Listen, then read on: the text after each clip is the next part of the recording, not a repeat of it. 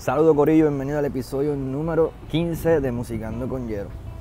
Hoy tuvimos la oportunidad de entrevistar a mi maestro por 5 años en el conservatorio. Yo estudié ahí jazz y música caribeña. Hoy en día él es el director del departamento de jazz y música caribeña. Estoy hablando de Gabriel Rodríguez. Gabriel es uno de los mejores bajistas que ha dado Puerto Rico. Ha tocado con muchos artistas. El tipo es bien versátil, tiene el jazz bien mangado. Como educador, nadie tiene nada que buscar con él. Y tiene una filosofía bien nítida. El tipo talante en todo. Así que espero que les guste la entrevista y que la compartan, por favor. Como ya les he dicho, estas entrevistas se ven en YouTube, pero también las tengo en el formato podcast. Van al search y buscan Musicando con Yero en las aplicaciones de podcast y Stitcher. Y ahí consiguen todas las entrevistas que he hecho. Ahora sí, los dejo con la gran conversación con Gabriel Rodríguez. Nací en Santurce, un hospital que ya no existe, que era por ahí por el museo. ¿Y tú eres solo o tú tienes hermano? Tengo un hermano. Hermano, ¿mayor que tú o menor? Mayor que yo. Sí. Ok. ¿Y el ambiente musical en tu casa existía o no? Yo vi una foto que tú, como que los viejos te implementaron el piano, ¿verdad? En mi casa, cuando yo empecé a acercarme a la música, fue primero sin saber que había algo de música en casa. Porque mis papás iban mucho a las patronales y me llevaban a ver grupos. Ok. Y pues yo veía los grupos, los músicos, eso fue lo que me empezó a interesar. Después fue que me enteré que mi papá cuando joven salía en un programa, hacía como unas novelas de radio ese. Ok.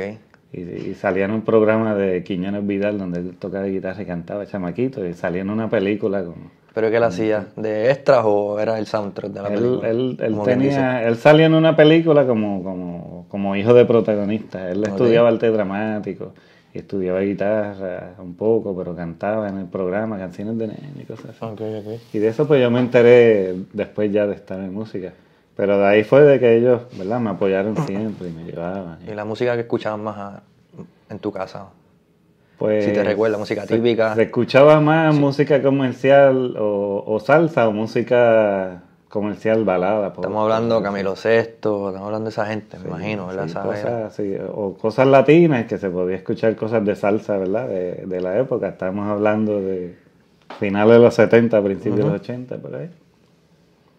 Y radio, ¿verdad? Yo cuando empecé a tocar, como a los 10 años, yo empecé a tocar un poco de piano, de órgano. ¿Tu primer instrumento fue piano? Sí, fue el órgano, pero no cogí muchas clases, me aburrí rápido. Okay. Las clases eran un poco tediosas. Después de eso empecé a escuchar, me regalaron un radio y yo escuchaba música todo el tiempo. Okay. Y ahí me empecé a interesar y quería tocar, y escuchaba rock, cosas así. ¿Y cómo es el approach con el bajo? ¿Sabes? ¿Cómo del órgano al bajo? Fue interesante porque yo nunca, o sea, no puedo decir que tuve como que una educación musical, de que fui a la escuela y tenía clases de música. Okay. Fue todo por mi cuenta, y en ese momento yo escuchaba mucha música y en mi ignorancia yo pensaba que la guitarra acústica era la guitarra y la guitarra eléctrica era el bajo. Okay. Entonces yo le digo a mi papá, para unas navidades, unos reyes, que yo quería un bajo. Y yo quería un bajo, hasta que un día él me llevó y llegó con el bajo a casa. Cuando yo lo vi, adiós, pero...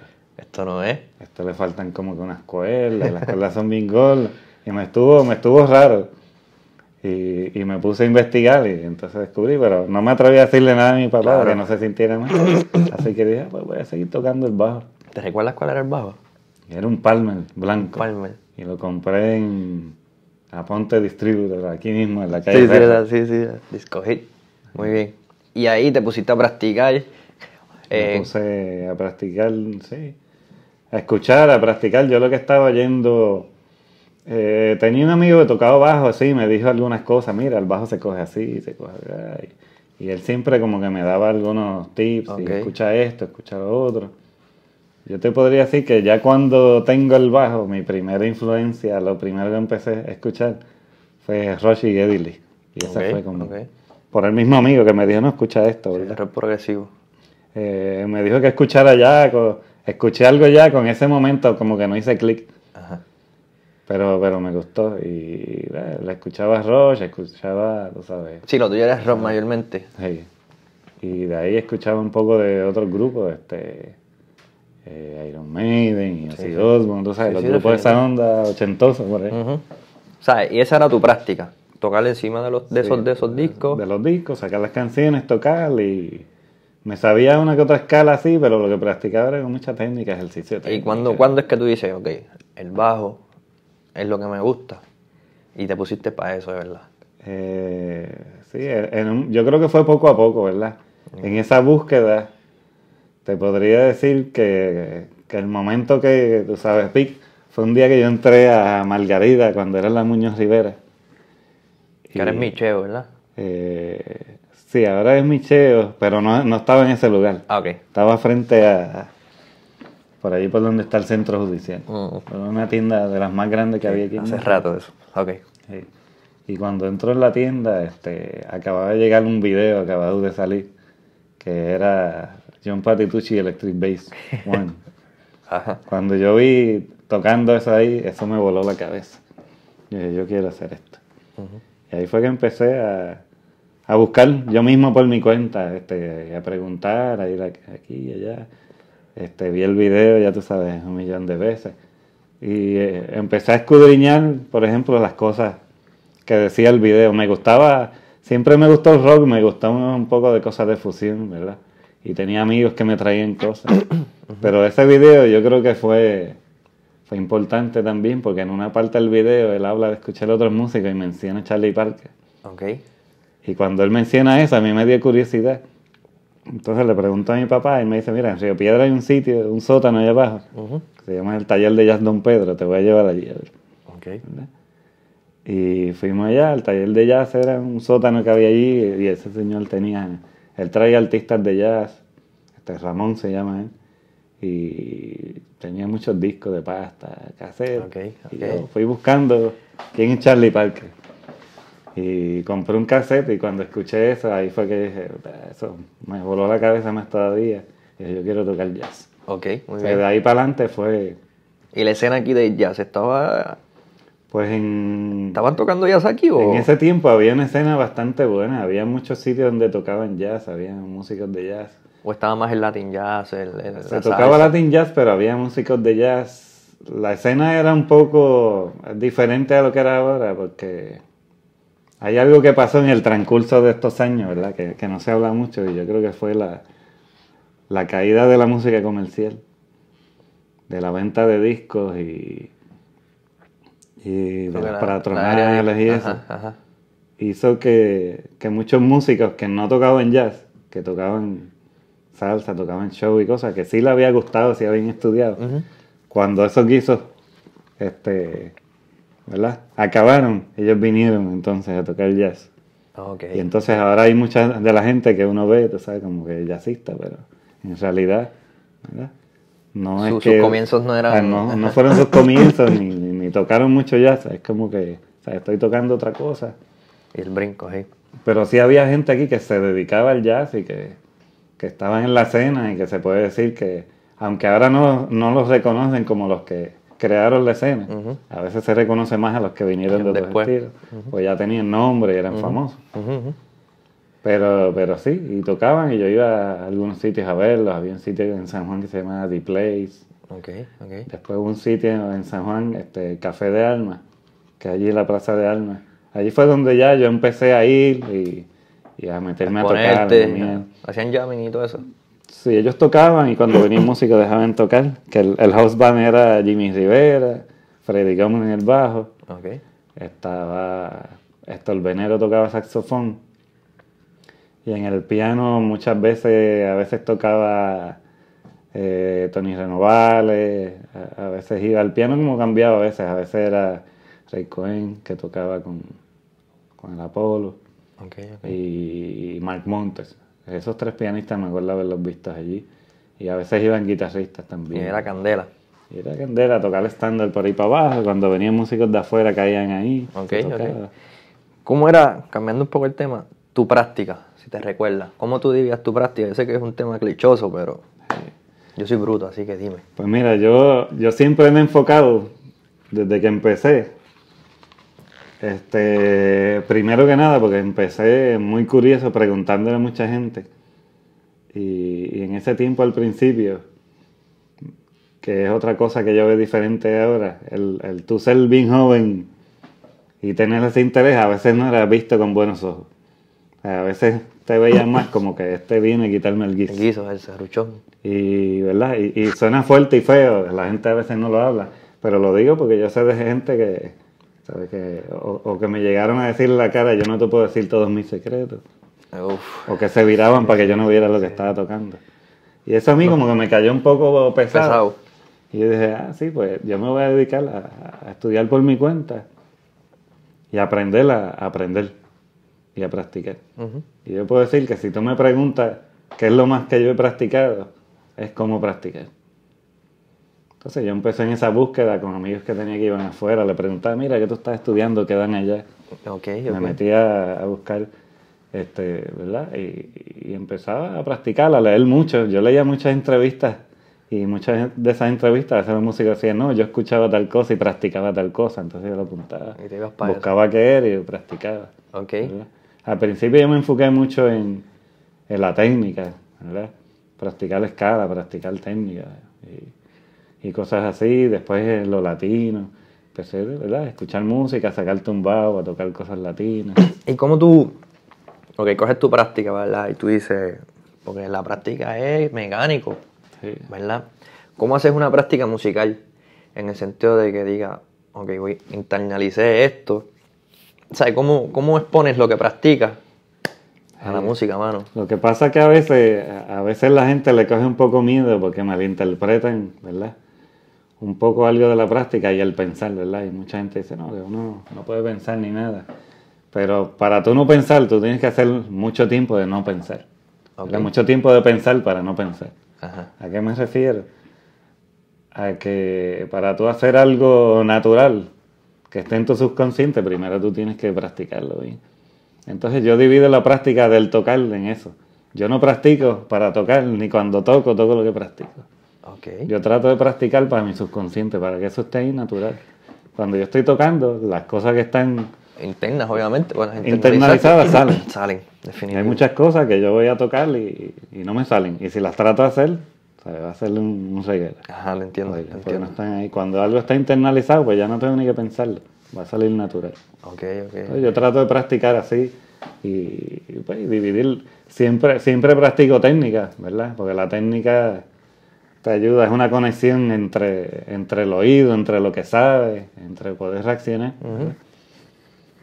Y a eso pues le añado, ¿verdad? Ya en este tiempo es un poco más difícil practicar. Definitivo. Pero sí te puedo decir que hubo un momento donde yo practicaba bien intenso, bien organizado. Bueno, tú me dijiste que llegaba el momento en que eras casi un ermitaño. Sí, yo era... guardado. Yo estuve un tiempo que era bastante un ermitaño y estuve, ¿verdad? Dentro de ese buscando cómo practicar, hubieron momentos que yo practicaba 6 horas, 8. Hubo una vez que llegué a practicar 10 horas. Y hay diferentes cosas, lectura, improvisación, transcribiendo un poco, tocando mucho con discos. Sí. Estabas expuesto a eso. Sí, estaba expuesto a eso, escuchando mucha música, practicando armonía. ¿Sabes? Yo me dediqué mucho a practicar armonía. Cuando dices armonía, te ponías en el piano. Sí, en el piano y estudiar las escalas, los acordes, la relación, cómo armonizar, cómo sustituir, todas esas cosas. Y toda esa búsqueda, de ahí sale tu librito, porque tú tienes un libro, ¿verdad? Sí, yo hice un manual, yo le puse manual de práctica, que ese manual de práctica, en principio, fue una agenda de práctica mía. O sea, eso fue algo que yo hice para yo tener organizado todo el material que yo quería practicar, ¿verdad? Y es material armónico. O sea, porque yo tenía un montón de escalas, que sin modos, y cómo yo iba a practicar esto. Pues entonces dije, déjame organizarlo todo. Para tenerlo en un solo sitio, no tener que estar yendo a libros. Entiendo. Entonces hice un manual para trabajar la técnica basada en la armonía. Yo le digo técnica armónica, porque estoy practicando técnica, pero armonía a la vez en el instrumento. Claro. Entonces lo que hice fue que investigué de cada tema O sea, de escalas y modos, todos los libros que había, los leí, de pentatónica, de hexatónica. Sí, estaba y todas esas cosas. Y después que leí todo eso, empecé a hacer lo tuyo, organizarlo. Y de ahí salió, ¿verdad? Yo lo usaba a practicar, después cuando venga a dar clase, pues, me di cuenta que lo puedo usar también. Sí, definitivo. Como referencia. Definitivo. Gabriel, bajo de 5 cuerdas versus 6 cuerdas, ¿qué es la que hay? Pues yo creo que eso es una cosa bien personal. A mí, yo casi nunca he tocado 5 cuerdas. Okay. Yo siempre, mi transición siempre fue de 4 a 6. Y todavía hay temporadas que estoy tocando 6 cuerdas y temporadas que me voy al 4 cuerdas. Okay. El sonido mejor de un bajo, para mí, que es el del 4 cuerdas. O sea, el range, el registro, es perfecto. Y claro, cuando tienes esa quinta cuerda, hay música ahora pues que se usa y se oye bien en la música. Y pues si uno está tocando en grupos y grabando, pues te hace falta eso. Definitivo. Si uno está tocando jazz o solista con un bajo 4 cuerdas, pues uno puede hacerlo. El 6 cuerdas me gusta porque me da, ¿verdad? Me da más apertura. Pero siempre, o sea, mi bajo ideal, si yo fuera a decirte que me digas, quédate con un bajo, yo te voy a decir, déjame un 4 cuerdas fretless. De verdad. Y ahí estoy entre medio de los dos mundos, del acústico y del eléctrico. Ok. ¿Y el rol del bajista, para ti? Pues el rol principal es el corazón de la música. ¿Sabes? Porque es la conexión, ¿verdad? Es el groove, ¿verdad? Que le llamamos esa parte que hipnotiza a la gente. Es la cama también, porque estás entre los rítmicos y los armónicos. ¿Verdad? ¿Tú crees que nos subestiman un poco? Sí, no, muchas veces sí. Cogemos muchos latigazos. Cogemos muchos latigazos así, y a veces no se dan cuenta que sí, nosotros no caminamos. No, definitivo. Y muchas veces, ¿verdad? El bajo es el que dirige la música. O sea que la forma que yo toque puede afectar todo lo que pasa en la música. De hecho, yo leí un meme, como dicen por ahí, era de Sting, que dice que el pianista puede dar un acorde, pero si tú no das, tú puedes dar otra y ya cambió el acorde, es diferente. Abraham Laboriel dice que la función del bajo es ponerle el nombre al acorde. El acorde, exacto. Bueno, no importa lo que haga el pianista, lo que tú toques es lo que está pasando en el momento. Exacto. Y esa es también una responsabilidad, porque por ejemplo, si hay música donde la función del bajo puede estar ahí, ser, ¿verdad?, como una roca, un soporte. Pero, por ejemplo, en el jazz, que es donde más yo me he dedicado, el bajo tiene 2 roles. Tiene ese rol de agrupar, pero también tiene el rol de dirigir, ¿verdad?, a algún lado el solista. Y a veces, pues, yo puedo estar tocando, ¿verdad?, si es un jazz straight ahead, puedo estar tocando un walking, pero si yo empiezo a hacer pedales y cosas, pues yo lo voy a llevar a otro lado. O si empiezo a hacer un walking abierto rítmicamente, pues llevo la música. Sí, es otra atmósfera, definitivamente. Entonces la sección rítmica pues tiene esa responsabilidad de llevar al solista, a veces de seguirlo, pero muchas veces de llevarlo a algún lado. Y cuando estás tocando un grupo, nadie te ha dicho como que toca de esta manera, aguántate aquí, no me gusta esto, o siempre has tocado en libertad, como quien dice. Eso me ha pasado tocando salsa. Ok. Y que generalmente pues aquí la forma de tocar es bastante, ¿verdad?, tradicional y sí, y yo cuando yo empecé a estudiar latino, desde que yo empecé a tocar cosas latinas, ¿verdad?, con el grupo del papá de un amigo mío. Y de ahí me interesó, yo cogí clase con Pablo Rosario, el indio, de percusión, de la clave, de timbales, para aprender todo eso. Y entonces escuchaba mucha música cubana y mucha música latina de Nueva York, más que la salsa que había en ese momento en la radio. Y como que mi approach era más ese, un poco más abierto de lo que se toca la salsa. Y o sea, yo diría que al principio lo más que me influenció fue Eddie Guagua y Carlos del Puerto, eran los dos que yo más escuchaba. Sí escuchaba Cachao, sí escuchaba Bobby Rodríguez, pero esos fueron los 2 primeros. Como que yo me enfoqué y luego de eso Bobby Valentín, ¿verdad? Salcoa me gustaba, pero en realidad, o sea, no puedo decir que fui un freak ahí de estar siempre escuchándolo. Pero más o menos en eso me enfoqué y cuando hacía, pues trabajos así latinos, pues muchas veces al principio, ¿verdad? si me salía del de esto, a veces te lo dicen, a veces te miran y ya tú sabes. Ok, muy bien. Cuéntame alguna anécdota que la hayas cagado. Que tú digas, diablo, mano, no me acuerdo. Si has tenido. Pues mira, al principio yo fui también bastante atrevido. Yo me tiraba a hacer cosas, no necesariamente porque estaba preparado, sino porque Eras atrevido. había que meter mano en eso. Aunque yo como persona, yo soy bastante introvertido y tímido. No soy una persona así muy... Pero musicalmente era más atrevido y a veces decía que hacía cosas sin estar preparado o cosas que la lectura era bien fuerte y quizás yo no estaba todavía leyendo mucho, pero usaba el oído. Y en ese sentido, pues, me tiraba a hacer las cosas. Sí. Pero, déjame ver, una anécdota así que me acuerde. Bueno, me acuerdo en un viaje que fui una vez en Connecticut y eso fue con una orquesta. Y tocamos en una pista de carreras, era tiempo de frío y al aire libre. Y el viento estaba frente a la tarima. Ok. Y el primer número, cuando contaron 4, yo no pude tocar. Por los papeles. La mano estaba así. Diablo. Yo estaba congelado con el frío. Y después, entre el frío y la tensión esa, a mí se me olvidó hasta leer música. Y yo ahí buscando dónde estaba. Y todo el mundo mirando como, ¿qué le pasa a este? Y con el frío, con la tensión de que me había perdido. Fue como que... Y como te relajaste, o sea, como... Sí, ya después del rato que encontré dónde estaba la cosa, como que me fui relajando y el rato me calenté y eso. Pero... Diablo, qué más raro. Gabriel, tú estás aquí en el conservatorio de director, ¿verdad? Director ahora, del departamento sí, ahora de... llevo de director 3 años. ¿Cómo tú ves el ambiente musical aquí en el conservatorio? Pues el ambiente ha cambiado mucho desde que yo estudié aquí, principios de los 90 por ahí. Hay más apertura, ¿verdad? A lo que es, ¿verdad? La música popular, el jazz, la música latina y eso. En cuanto a los estudiantes del ambiente, pues yo te diría que eso es por etapas. Hay etapas que entran estudiantes que están bien, o sea, que están bien enfocados, que vienen, tú sabes, vienen a estudiar. Y hay etapas, ¿verdad? Que de momento vienen gente que no, ¿sabes? Que no estaban seguros, parece que iban a estudiar música.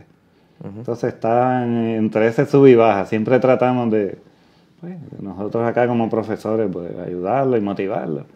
Pero uno no puede practicar por ellos. Exacto. Sí. Entonces el nivel varía. Siempre viene gente bien chévere, a veces viene gente pues, que están para perder el tiempo. Pero sin duda mucho mejor que hace 20 años atrás. O sea, que era un tabú, que era un misterio. O sea, que si tú no te ibas afuera a Berkeley o estudiabas en algún lado afuera... Eres de ladito, Sí, no podías aprender y los que venían no querían enseñar y los que estaban aquí sabían tampoco. Y básicamente por eso fue que yo me motivé a practicar por mi cuenta. Tuve suerte que yo te puedo decir que desde el 94 yo estoy conectado en internet. En casa llegó una computadora que le dieron a mi papá por algo, no recuerdo. Y eso fue en el 94. Y ahí, eso es una herramienta que se puede usar para, ¿verdad? Hay muchas cosas buenas y no tan buenas. Pero en ese momento, o sea, yo me dediqué a buscar, o sea, todo lo que tenía que ver con estudio, con práctica y cosas. Yo bajaba libros, ya sé. O sea, que en ese sentido, pues, yo no me pude ir a estudiar afuera, ¿verdad? Por diferentes razones personales. Pero no me arrepiento y tampoco me quedé esperando, ¿verdad?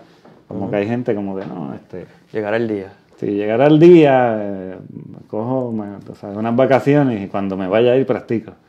Yo me enfoqué y seguí practicando y si me puedo ir, y hice varios intentos en algunas ocasiones y no se me dio, pero no me recosté de eso. Ok, sí, y no te diste lamentaciones a ti mismo. No. Muy bien. Ahora aquí para no quitarte más tiempo, ¿qué tú nos recomiendas a nosotros, los bajistas? Bueno, los bajistas, ese es lo más versátil posible primero, escuchar mucha música, ¿verdad? Importante el oído y el tiempo, ¿verdad? Todo lo demás tú puedes bregar, ¿verdad? Sí, con la técnica que tenga, con el conocimiento que tenga, pero si tienes oído, no solamente el oído musical, sino, ¿verdad? escuchar a los demás, lo que está pasando, saber cuál es tu lugar como bajista, tu función. Y eso incluye la función de bajista, la función como improvisador. Okay. Porque mucha gente a veces piensa que improvisar es hacer un solo a nivel de patitucci. Y tú con 2 o 3 notas, si tú eres real, tú puedes decir muchas cosas. Claro, y estar donde es. Entonces necesitas oído y necesitas ritmo. Si el ritmo está, las notas pueden estar hasta malas, pero está ahí. Pero algo va a estar pasando. Sí. Y mi consejo sería ese, escuchar mucha música, practicar y tocar. Los bajistas, yo creo que lo que hace un bajista bueno son sus horas de vuelo. O sea, las horas que estás tocando en realidad que practicando. Real, sí. Momento real. Sí. Pues muy bien, Gabriel, gracias por decirme que sí, aquí estamos gozando. Estamos aquí, gracias a ti. Gracias, papito. A fuego.